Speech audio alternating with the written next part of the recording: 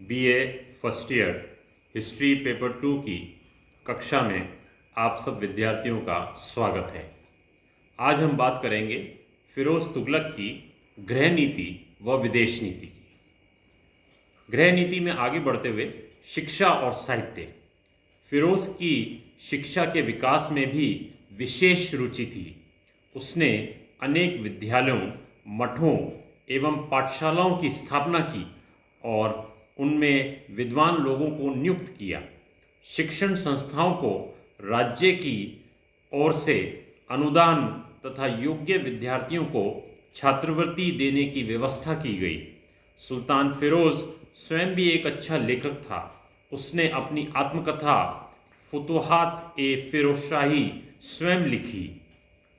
Next, दास प्रथा। फिरोज को दास रखने का बहुत शौक था। उसके दासों की संख्या लगभग 1,80,000 तक पहुंच गई।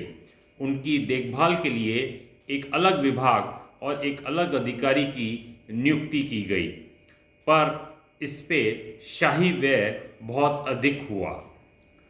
8वां बिंदु, सैनिक संगठन। फिरोज का सैनिक संगठन कमजोर था। केंद्र में बड़ी स्थायी सेना नहीं थी।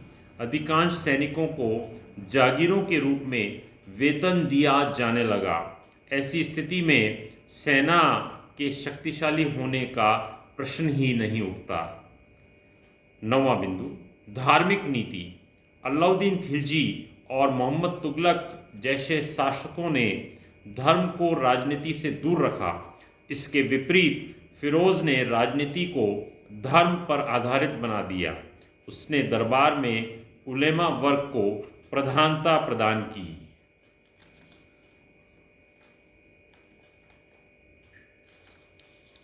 फिरोज की विदेश नीति। फिरोज की नीति साम्राज्य विस्तार की न होकर राज्य के संगठन की थी। फिरोज की विदेश नीति कमजोर रही।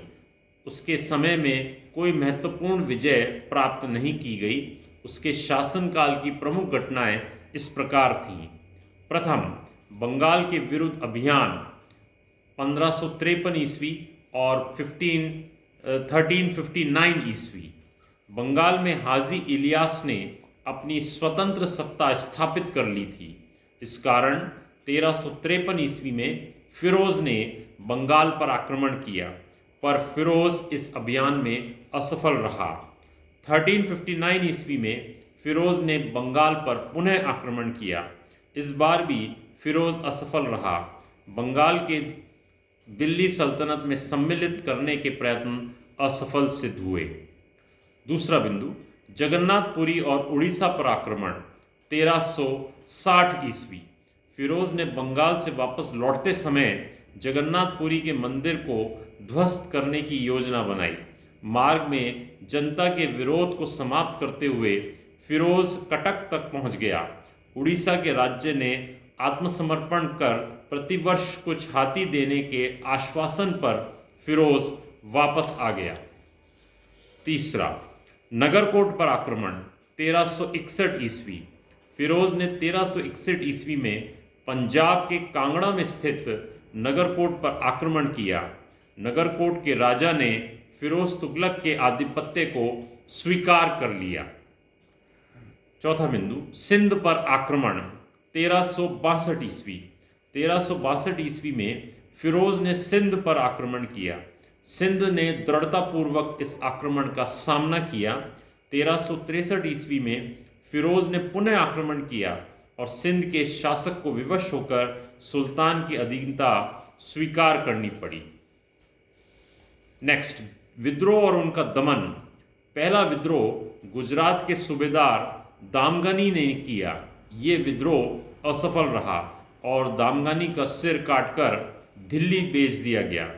दूसरा विद्रोह इटावा के जमींदारों ने किया, परंतु उसे भी दबा दिया गया। ये 1377 ईस्वी की घटना है।